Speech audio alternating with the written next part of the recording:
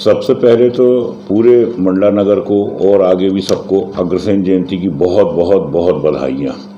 अग्रसेन जयंती के बारे में ऐसा है कि ये आश्विन शुक्ल प्रतिपदा के दिन पूरे देश में मनाया जाता है। राजा वल्लभ के सुपुत्र श्री अग्रसेन जी महाराज, इनके भाई का नाम था शूरसेन, दोनों बहुत ही ज़्यादा प्रतापी थे। अग्रसेन जी का एक बार इंद्र से बैर हो गया था। उस बैर के कारण इंद्र ने वर्षा बंद कर दी इनके साम्राज्य में, तो इन्होंने महालक्ष्मी की उपासना की। इसीलिए हम लोग महालक्ष्मी का भी उनको अपनी माँ करके मानते हैं और उनकी भी पूजा की जाती है। तो उन्होंने जब उपासना की, उसके बाद महालक्ष्मी प्रसन्न हुई, तो उन्होंने कहा कि कोल राजा जो हैं उनके आप जाइए और वहाँ पर उनकी जो बेटी है सुंदरावती, उससे आप विवाह कीजिए, आपका पूरा काम संपन्न हो जाएगा। उन्होंने ये पूरा काम किया। आज जो भी हम अग्रसेन अग्रवालों की जो तरक्की देखते हैं या जो समाज में अच्छा स्थान है, इसमें बहुत बड़ा हाथ माता महालक्ष्मी जी और उनकी जो अग्रसेन जी की जो पत्नी थी सुंदरावती देवी, उनका है। उन्होंने शादी के बाद भी बहुत अच्छा काम किया है। आज इसीलिए हम लोग उनकी जयंती मनाते हैं।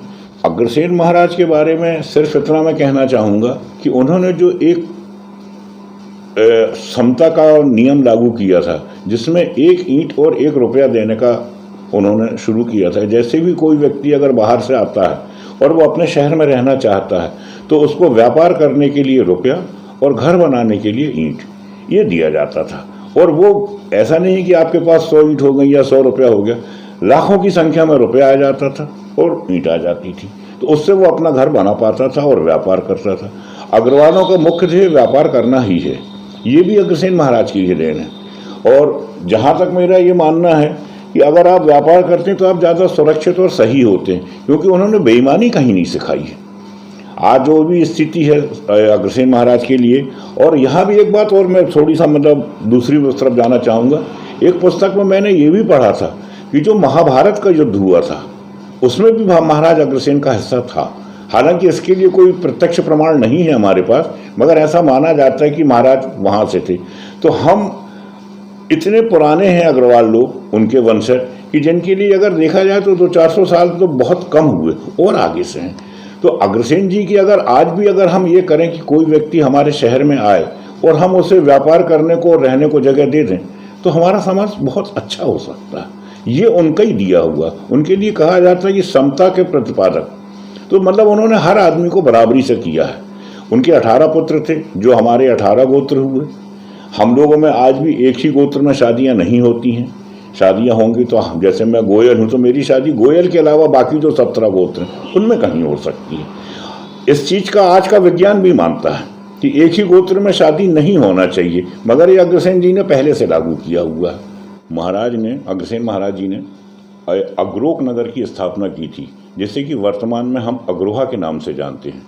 इस नगर के बीचों बीच महाराज जी ने महालक्ष्मी जी का बहुत बड़ा मंदिर बनवाया था, जिसमें लगातार पूजन अर्चन का काम होता था। महाराज जी ने यज्ञ किए 17।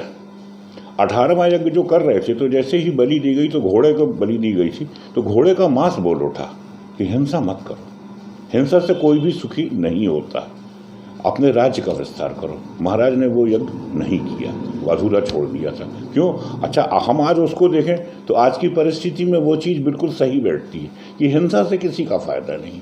ये उपदेश अग्रसेन जी बहुत पहले दे चुके थे। हम अगर उनके हर आचार विचार वो समझें, माने, तो बहुत अच्छी बात है कि दुनिया अच्छे से सुखी हो सकती है। धन्यवाद। मंडला का सवाल है। मंडला में एक अग्रसेन चौक है, ये स्थापित किया गया है। मेरे पिताजी भी थे, श्री नरेश चंद जी अग्रवाल, ताऊ जी श्री गिरिजाशंकर जी अग्रवाल, बड़े भाई जैसे सुरेश चंद जी अग्रवाल और चाचा जी जैसे श्री राम प्रसाद जी अग्रवाल। इन लोगों ने तमाम हर डिपार्टमेंट से जाके, विभागों से जाके नो ऑब्जेक्शन सर्टिफिकेट लाने से लेके बनवाने तक का पूरा काम किया है। आज भी हम अग्रसेन चौक पे जाते हैं आश्विन शुक्ल प्रतिपदा के दिन, जो कि आज ही है, और वहाँ जाके अग्रसेन महाराज की पूजा की जाती है। बाकी सब जो हमारे नवयुवक मंडल हैं, सरपंच जी हैं, पंचायत है, मैं खुद पंच हूँ अग्रवाल समाज का, तो इन लोगों की मेहनत से हमने उसको बहुत वृहद रूप दे दिया है।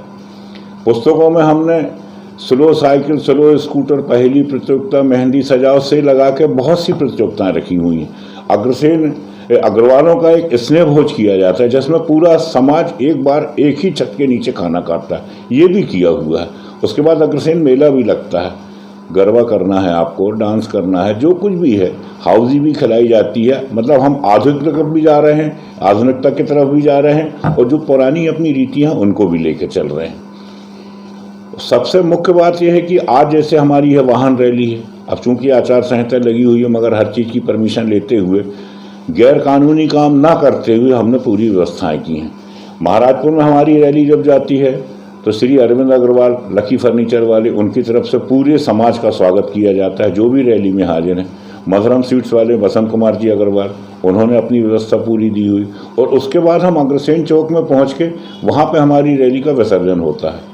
शाम के समय 4 बजे से हम शोभा यात्रा निकालते हैं, जिसमें पूरा समाज अग्रसेन जी के पीछे पीछे पैदल चलता है, और हम फिर उसी अग्रसेन चौक में पहुंचते हैं। वहाँ पूजन, आरती, प्रसाद वितरण, और उसके बाद फिर हम अग्रसेन जी का जो समारोह है उसे समाप्त करते हैं। मतलब उसकी इति कर देते हैं कि भाई अब इसके बाद अब हमारा ये काम खत्म है।